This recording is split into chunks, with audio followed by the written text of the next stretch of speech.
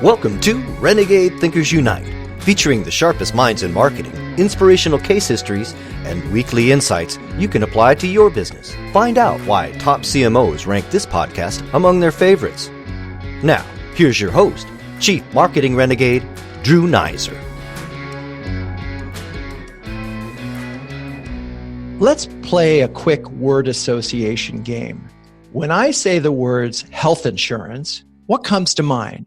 I'm going to give you a second to think about it, and then I'm going to put some words that came to mind when I did this exercise.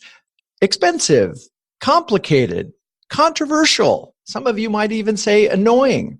Now, imagine you were the new CMO of one of the largest health insurance companies in the United States.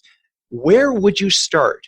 How would you address the complexity of your own offerings? How would you inspire your employees, let alone go about improving customer perceptions? How would you track your progress? Well, fortunately, my dear listeners, today's guest, Dave Edelman, is 2 years into his role as CMO at Aetna and has lots of answers to these questions and more.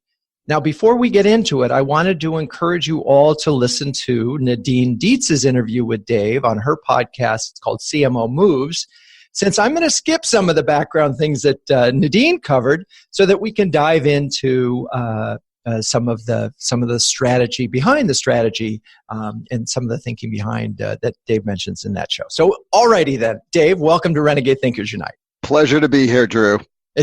And let's get into this right away. I mean, you initiated a number of significant changes at Aetna, including a major rebranding. What gave you the courage to take on such an enormous challenge? We had no choice but to take on the challenge of transforming our brand and the way we connected with customers because of all of that word association that you brought up at the start. If we were going to reshape the economics of our business, we have to have a different kind of relationship with our members and with the employers who buy our services. We can't just simply be payers who are in an awkward position of saying yes or no when issues come up. We have to be a partner in helping people get the care they need to stay healthy. If they can stay healthy, the economics work for everybody and they're healthier. So it all works. So we had to take on a different way of connecting to start, and I please stress the point, start the process of building a new kind of trusted relationship with the market. Right. And that's really interesting. So the relationship is a transactional one, and that's really interesting, at least with the end user, the person who's being covered. And so what you're basically saying, if you wanted to change perceptions and change that, you had to put some deposits in the goodwill bank. You had to sort of reorient the relationship. And so it was less courage than, we're going to lose if we don't. But it's not a Hail Mary pass. I mean, you guys spent a lot of time thinking about this new strategy, this new rebranding. And I want to go back, if you would, to the first steps that you took and we'll reveal and talk about what the rebranding was, but how did you get started on this process of finding a new way to reconnect or connect with your constituents?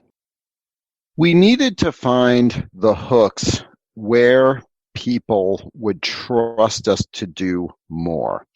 So we did research, frankly. I mean, we went right out to both members, consumers who are out there who had our insurance, as well as employers, and raised questions of what was the space we could occupy and where did they feel a need. And at first, we didn't really say, what do you necessarily want from Aetna? What do you necessarily want from a health insurance company? We started first with research that went into, what are your frustrations with the way the health system works now? Note, I didn't say health insurance. I said the health system. And what we started to hear was, besides a lot more frustration with rising cost because people are definitely being asked to bear more of the cost. We also heard, though, that people feel like they're in a pinball machine, that they cannot string things together. They're left on their own. You are discharged from the hospital. You've got to find everything for yourself and piece it together. And when you do, you're then in a double jeopardy because is that in network? Is it not? It'll cost you more. And so all of this frustration about everything being thrown onto you and you not getting the help to make it all work, both from a health and from a financial perspective. It came through in every segment, every age, different levels of frustration, but it was solidly there. And then we started asking, well, who do you think should help you put it together? And it started to come back. Well, doesn't my insurance company want to be able to have me go to the right places? Wouldn't they want that? Don't they know everything about me? Shouldn't they do more? And it just came out naturally from the research. So then we started to probe, well, what would your insurance company have to do in order to do that? And they said, make us feel like you're legitimately helping us and you're not just simply trying to save money.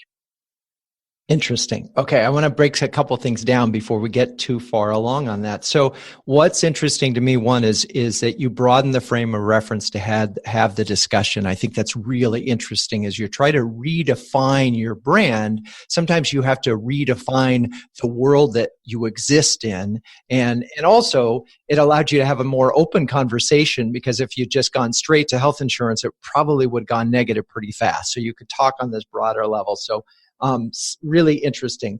Then they said, okay, now we're talking about insurance. Now I'm frustrated. Help me solve this. Okay. So you do that. You do this research. You find out that there are these frustrations. Now, currently, the product and the service that is provided are it's kind of built in, right? So how do you, I guess there's two things. You can say, hey, we're going to fix this, right? And you had a new positioning. Let's talk about your new positioning. I know you used the word joy in there. Can you sort of phrase what that positioning was? Sure. So the research we found was, as we started asking people about what they needed, they said, we need someone to help us get to where we want to go from a health perspective. That's really the language they use.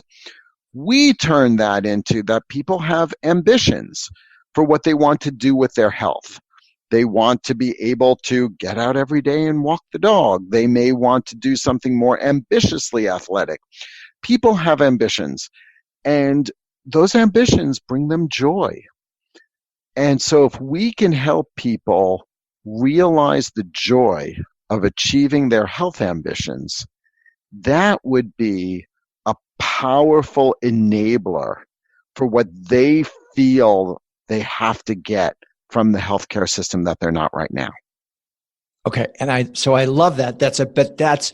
You talk about a gap between perception and reality, right? You start with this notion that it's a transactional relationship, which often leads to friction and disappointment. And now we're going to be in the business of delivering joy, and through healthfulness and so forth.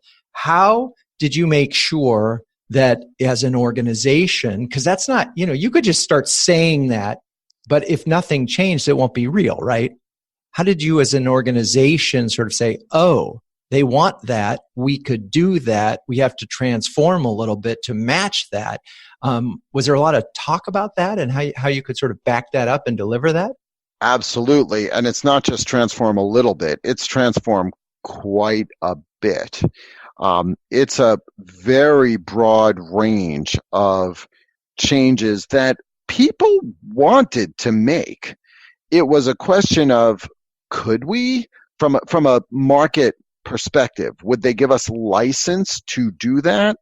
I mean, we have people on the front lines who are answering calls all the time who really feel like they could do more for our members. Should they? If you're calling in and you're talking to somebody about a knee replacement surgery that you're going to need to get, and you want to make sure it's covered, we could start asking, well, do you want physical therapy lined up afterwards? Should we make sure that's set? Do you think you're going to need transportation? Do you think you're going to need meals? And we can ask those questions, and we have services to offer that. But will people let us do that? Can we go there? And so we actually decided, yes, we can. But we'll use our marketing to provide air cover and help people start to reframe the way they think about us. So when we start interacting with them, asking these questions, offering services, they'll understand why, and it won't seem awkward. It'll seem more natural. It's really important here because I've seen plenty of rebrands. I call it, painting the old house, not doing a darn thing, barely even sanding it, painting the old house. But when you do a rebrand that's significant and meaningful, there's a lot that goes into it. And you've started to describe it. We're going to need to take a break in a second. But I wanted to ask, there must have been, and there always seem to be naysayers within an organization when you're talking about transformative change that is being that marketing says we need to do. Did you have some pushback, and how'd you get board of directors buy-in for such a sort of transformational? Because people could have said, you know what, we're in the insurance business. We're not in the joy business. No question. There was pushback, especially from the Salesforce side, who said our employers buy us based mainly on just network and price. And the pushback to that was that just takes you down a lowest common denominator commodity path. And if you play out the economics of that, even for the employers, you can only get so far. You have to change the relationship with the consumer. You can't just hammer down on providers to get them to lower their costs. You got to change the way the demand side is, not just the supply side. And so that was the case we made, and saying there are things we can do to change the demand side by giving people more capability and essentially arbitraging the advanced support that we can give people versus what the cost would be if they actually had to go get more clinical care, which is high cost. Okay, we're going to take a quick break, and when we come back, we're going to explore how you do this, and the importance once you have this transformative idea in positioning, how you make it real, and how you engage employees. So stay with us. You've been listening to another great interview on Renegade Thinkers Unite with Drew Neiser. But the value doesn't end there. As a listener, you can download a free ebook from Drew, Renegade Thinkers, interviews with 11 trailblazing CMOs any business can learn from. Top marketing thought leaders and proven executives from Time Warner, American Express, and Chico's, and others. Get your free copy at renegadethinkersunite.com/ebook. For listeners only at renegadethinkersunite.com/ebook. Okay, we're back, and my guest is Dave Edelman, who is the CMO of Aetna, and we're having a really interesting conversation as far as I'm concerned about brand transformation, and that's a big undertaking. And one of the things that we preach here at Renegade a lot is the critical importance of getting buy-in from your employees before you go and present a new position, a new idea, and a new way of thinking about your business. How did you engage your employees with this idea? What kinds of things did you do, and how much in advance of the consumer launch did you engage employees? It was critical to engage employees. We have 50,000 people in Aetna, and we have thousands of people on the front lines who answer calls, who provide nurse advisory services. We have people on the ground. We have thousands of people on the ground in local communities who engage with our members. So we needed to get them engaged. The most powerful thing was the tagline that we developed. We overall brand promise is helping people achieve the joy of realizing their health ambitions. But what do we do in order to make that happen is you don't join us, we join you. We join you in helping you achieve your health ambitions. We are a partner in service to you. You lead, we follow, we support. And so we took that tagline and we started to bring out what are the implications of that? What are the key words? We also said, if we really believe in this, what would be the design principles that would guide anything new that we brought to market? Things like, and we created 6 design principles. I won't go through all of them, but one of them, for example, is know me. We must know when somebody calls in, everything they would expect us to know about them, whoever they're talking to has that there and knows them. Help me get the most out of my benefits. Things like that. And so we took that on the road and went into the call centers, talked with the nurses, and really helped people on the front line understand where we were trying to take it and let them say, well, what does that mean for them in terms of their interactions for customers? What would they do differently? And we then engaged all the top leaders, top 250 leaders of the company in the same way and had them cascade that down. So all of that was rolled out in advance of going public. It's led to not just people understanding it and feeling a sense personally of what it means, but also some priority initiatives of things we are working on and tangibly changing in terms of foundations, some of which are technology, some of which are process, also certain policy changes that we've made to be consistent with this. And so it's all around moving towards this we join you. And which is, so, in storytelling language, you're not the hero of the story. They are the hero of the story. So that's awesome. Now, and I also really appreciate the fact that you turn this into customer-facing language and can rally around it, but you recognize and have really made concerted effort to make sure that, again, it's just not words on a page, that this is an action plan, a rallying cry. It's a real sort of organizational purpose laid out for everybody to sort of judge you by, right? I mean, you're saying, we join you. So you have to really be able to prove that. We have to be able to prove it, and we have to show commitment. And one of the most important things we felt was that we couldn't wait until we fixed everything in order to go public. There were leaders who felt, well, we are going public with this. Do we feel everything we would want to have fixed is ready? First of all, the answer to that will be there'll always be more things to fix because the bar is always moving and such. But also, we wanted to put a stake in the ground internally that we are going in this direction. We are going to be member obsessed, and there is no turning back. We are serious. And so if there were naysayers or skeptics, they got to get on board because this is where we're going, and it showed commitment.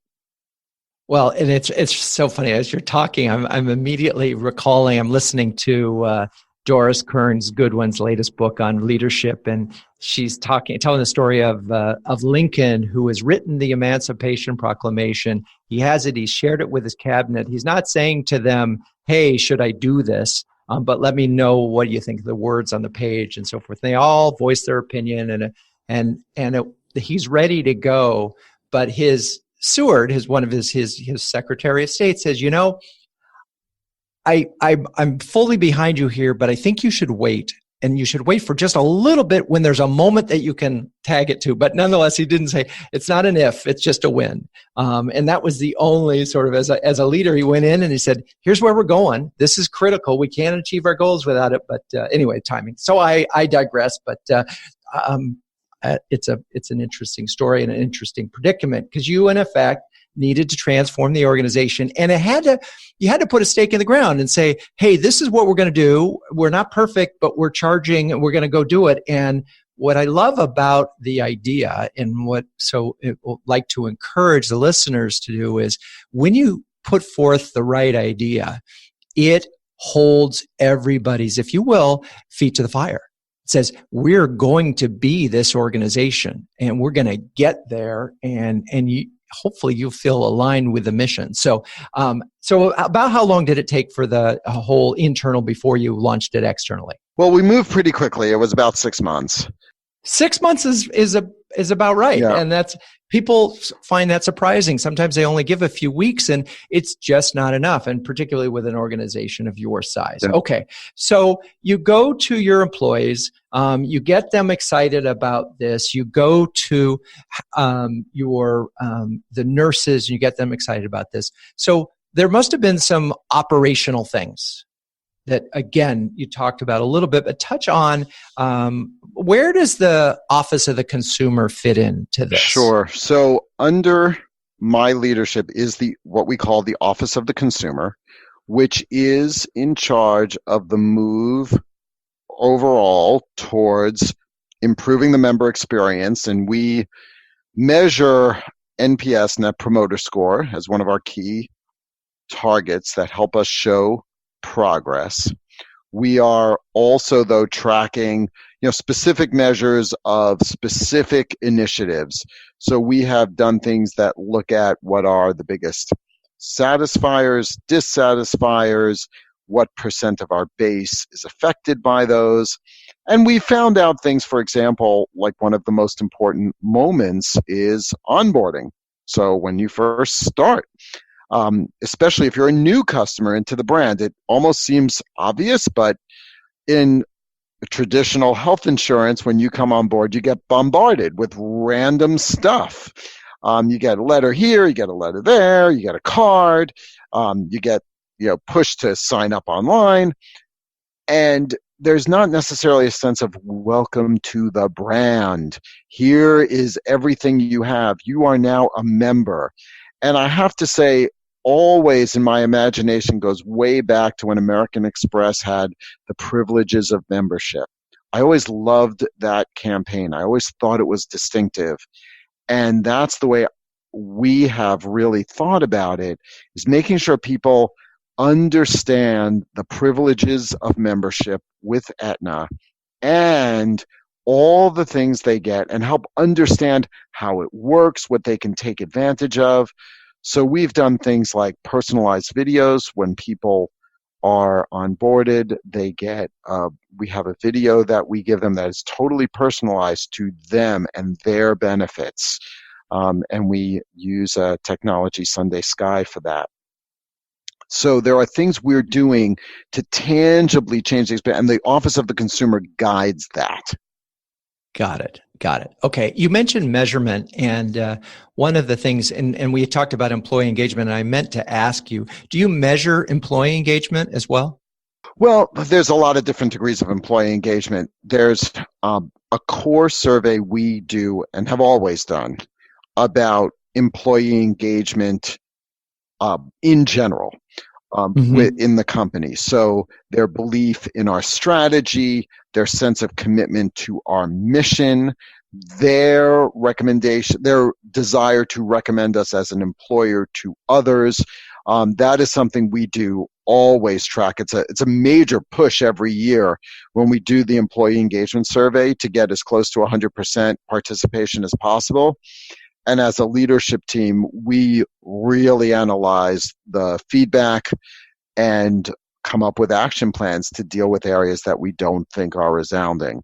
I can say, since we started moving towards this strategy, you see the uptick, you see greater engagement with it, and that emotional tie has been really powerful for people. And we see it in our recruiting.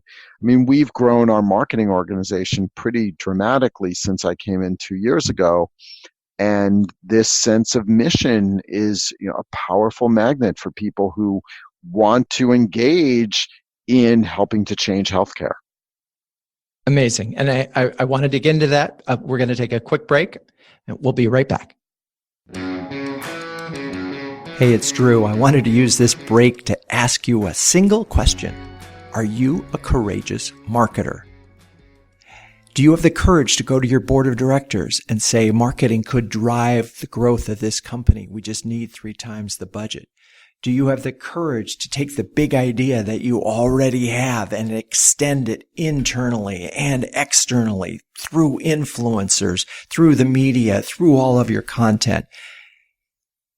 If you're a courageous marketer but aren't sure how to roadmap all of this, I have a big idea for you. It's called Renegade Thinking. It's a program that we've developed and work with exclusively for B2B marketers, generally at large companies. And I want to give you my cell phone, 917-679-8852. Just text Renegade Thinking to 917-679-8852, and we can talk about how you can cut through.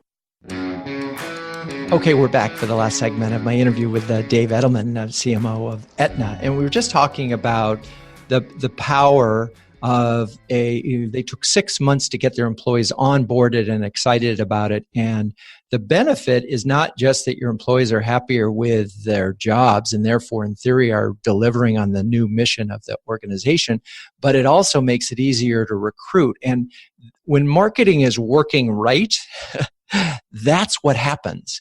And so, when particularly in the B2B world where, you're struggling to hire right now with 3.7% on unemployment, it's a battle for talent. So, but having a mission-driven organization where it's clear and it's exciting and it's put out there both for the consumer and the employee, it really can be a powerful one-two punch. And it's an important part of the measurement factor, but it's often ignored, particularly in B2B. Right? Because in B2B, we say, all right, we've got to acquire some new customers. We can't be worried about how our employees feel about the brand. And so this isn't, anyway, that was an interesting part. But that's a very poor transition to, let's focus this last few minutes on B2B, because that's a lot of the listeners are very much into B2B marketing and recognize your B2B and B2C, and you've got a lot of targets and all of that. But you are marketing your business both to brokers and to companies directly, right? Correct. Yes. So it's interesting. Your sales guys are out there saying, all right, we have sales goals. We have to get new companies to join us, and we have to use the broker folks. So how did you sort of reconcile with the Salesforce guys saying, and you talked a little bit about it, but naturally sales guys go to price and those basic things because they think that's what they can sell against. How did you sort of reorient the sales process? It is still an ongoing process to reorient it as we roll out new capabilities. But the most important thing is to arm our sales force with great content that explains the change from a member's perspective of what their experience will be. So we have created what we call experience simulators, where we take different case studies of different types of members and we show how a member would move through their health journey with support from Aetna and what the implications of that are for getting them healthy, keeping their productivity up, managing their cost, all of the things that an employer recognizes are important. And so that sense of selling the experience and making sure people understand that aspect and its implications has been critical. It involves educating the sales force. We have a few thousand people out there selling. So we have various forums and ways in which we do that, and creating the assets that do it from a member journey perspective. We felt that was the most important way to show it, versus just simply saying, oh, we have this, oh, we have that. Bring it together in a story. I'm just a huge believer. One of the most important things marketing has to do is tell the story, not provide lists. Tell the story and embed in that story the proof points of differentiation, the reasons to believe. And so that comes out from that kind of member experience story. So We do it there. We do it in events that we invite brokers and we invite sponsors to. I just came back from 2 weeks ago. We had all of our top customers together and showed them different experiences that we were developing, looked for their input on it, and it engaged them in the process along the way. So those are the kinds of things that are powerful. It's really around shifting to storytelling.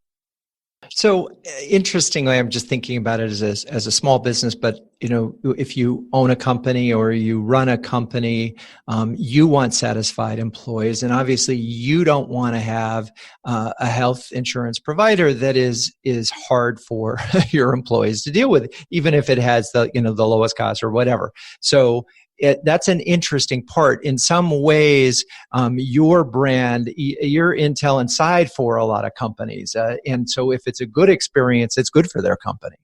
Yes, absolutely. And one of the interesting things we found when we rolled out our brand, so in rolling out our brand, we also changed all of the communications, the look and feel, the visual identity, our photography, font, everything to make it more human, more approachable, more active, bring out the joy of life.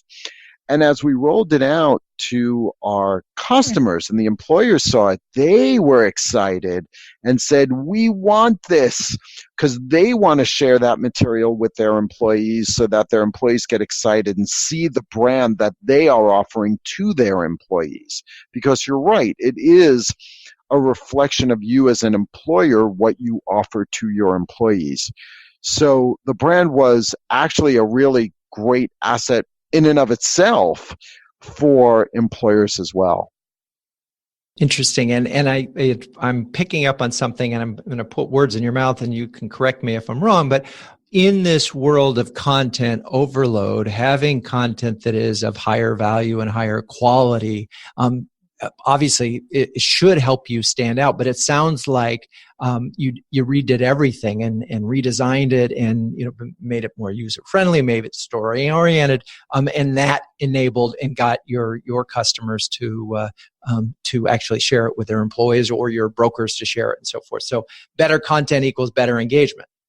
Absolutely, and getting rid of a lot of content that was just not well thought through. One of the other things that we realized was that we needed to be one Aetna.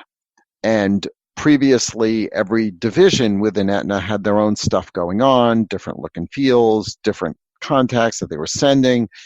And so we've gotten our arms around it and rationalized it, brought it together, really made it one story that is an integrated brand. So that was another big piece of it, simplifying it, rationalizing it, bringing things together. And that I would have liked to have started there. But thank you for getting back to that, because one story is hard for companies, even B2B brands that have multiple, say, products, struggle to narrow their story overall, their umbrella story. And the part of the reason I said, well, that will work for this vertical, but it won't work for that vertical, or that will work for this type of product line, but it won't work for that type of product line. How did you have the confidence to know that your positioning and your tagline could be an umbrella idea for the whole organization? Well, the power of the research was the universality of what we were seeing as a gap in the marketplace and a need to fill. So that was important. But we also did do segmentation. And we looked at, especially on the employer side, different segments of employers who do look at health insurance and benefits from different lenses, some of which are much more paternal, for example, than others, some of which are much more wanting to be leading edge and have a very different relationship with their employee. And so at a more micro basis, we do tune our message in our actual selling. It's the same overall umbrella from a mass perspective, but the actual materials and which things we emphasize do vary based on different segments. but they all support the overall message, the overall story. They fail right back into it. And it's such an interesting thing because it also forces you, if you're saying that we join you, that means that if you're joining this, the leading edge company, then you need to show them how you're joining them. So now I'm expecting to have the nice mobile app that allows me to do my claim filing that way. But that's really where an idea like you have works. It's right. You're joining each of these organizations or these personas, and you have to do it in specific to their needs. But it's one idea. That's exactly right, and that powers how we think about product development, feature development, the way we communicate with the different segments. It is around that sense of we join them. What is the experience? What are the products that they need, let's say as an employer, focusing on B2B right now, to achieve their health goals, which in most cases are at the basics is productive employees, reasonable cost. And then within that, there are variations in terms of, as I said before, different degrees of paternalism, innovativeness, and such. But at the basics, it's still people want productive, happy employees. And that's going to happen if they're healthy. Happy, healthy employees. Happy, it's sort of happy wife, happy life. So let's see. As we approach the end of this really interesting conversation, I'm going to do a quick little recap, and then you can add your 2 cents on this thing. So do your homework, find a unique spot in the universe that you can support, sell it internally first by getting involvement with employees, build a program that supports your big idea. Don't just put it out there.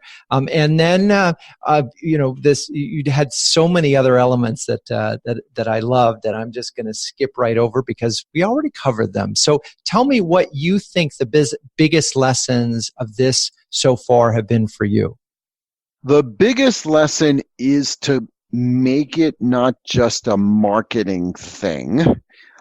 It's got to involve the whole company, the whole leadership team. They have to be engaged.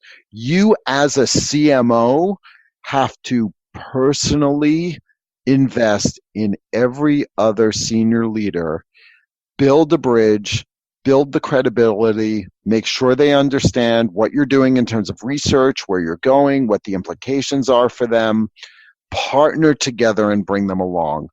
That was absolutely critical. I think one thing when I first got in is maybe went a bit too fast in saying this is the answer, realized people needed to catch up to me. And so I stepped back and invested the time individually. It paid off a lot. It's such a great story. And I'm so glad you shared that aspect to it because we talk about artful communications, both internally and externally. And even if you walk in the door day one and you have the answer, you cannot sell that. You need to go through a process of onboarding and get other people involved and make them part of the process, because again, you're not the hero of your own story, and it applies to the CMO role, and it's so interesting and so true. And I do see some CMOs get tripped up with that. Is that they're all gung ho, they've got it. So that's a great place for us to stop because it really is about finding the big idea, building the team and consensus around that, and making it more than marketing. That's the key here, is that if marketing is just words on a page, it really won't change the business. And this is really a circumstance of business transformation. And I think we all want to transform our businesses. So, Dave, thank you so much for being on the show. My pleasure, Drew. It was fun. So for all of you listeners, thank you so much, as always, for staying with us. And, keep those Renegade thinking caps on and strong.